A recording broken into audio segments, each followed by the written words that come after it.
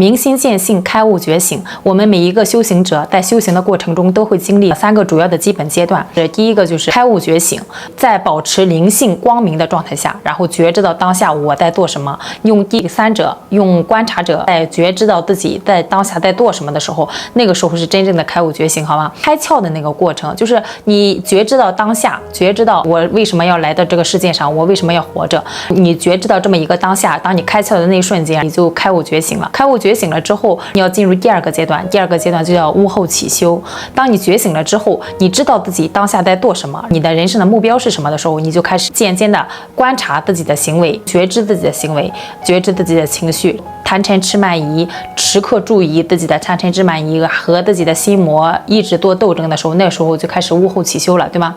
当你悟后起修之后，你会达到第3个阶段，慢慢的经过累世的修行之后，如果你修得好的话，会达到第3个阶段。这第3个阶段就是佛祖达到的境界，无上正等正觉，明心见性，无上正等正觉，我们说的极乐的状态，好吗？当你达到这第3个境界的时候，那个时候是真正的达到这种无我的这种状态，好吗？今天来想和大家说一下，像一个标尺，然后你可以用它来测量一下我今天的状态是到哪个阶段了，好吗？我今天这本书是霍金斯写的这个意识革命，我拿的这本是韩语版的，大家如果感兴趣的可以查一下它的中文版或者是英文版，好吗？它这里面是意识能量表格，大家可以看一下。针对修行的每个阶段，它都有不同的意识明亮度。我们其实讲修行就是修行你的意识明亮度，每一个人的你在修的不同的过程中，你的意识明亮度都是不一样的。就是说，当你每天觉察到你的意识的状态的时候，你就知道原来我这个状态不是当下的我想要的那个状态，懂吗？然后或者是我现在这个状态是非常符合我的那个理想的那个状态的。我这个表格它是韩语版的，它就做成了这样的一个表格。这个是200分啊，200分是基本分数线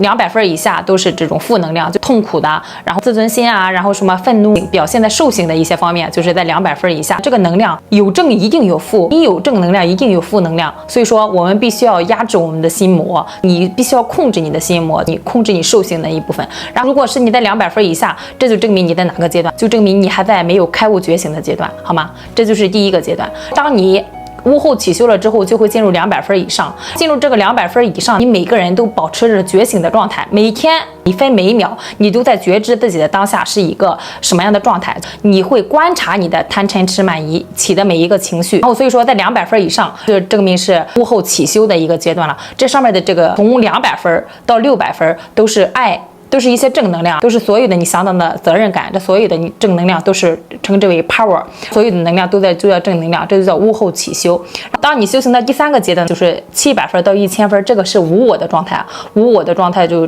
达到了天人合一的状态。然后特别深入的入定的那个过程中，你会体验到这种感觉，但是呢，你不能一直保持，如果你能一直保持，就得达到佛祖那种境界了。所以说，对应着在生活中你时刻观察自己的意识行为，对应自己的哪一个阶段，好吗？它可以作为你检测自己的能量的一个非常重要的一个标尺，大家可以时常的来观察一下，好吗？现在你修行到哪个阶段了？自己检查一下，好吗？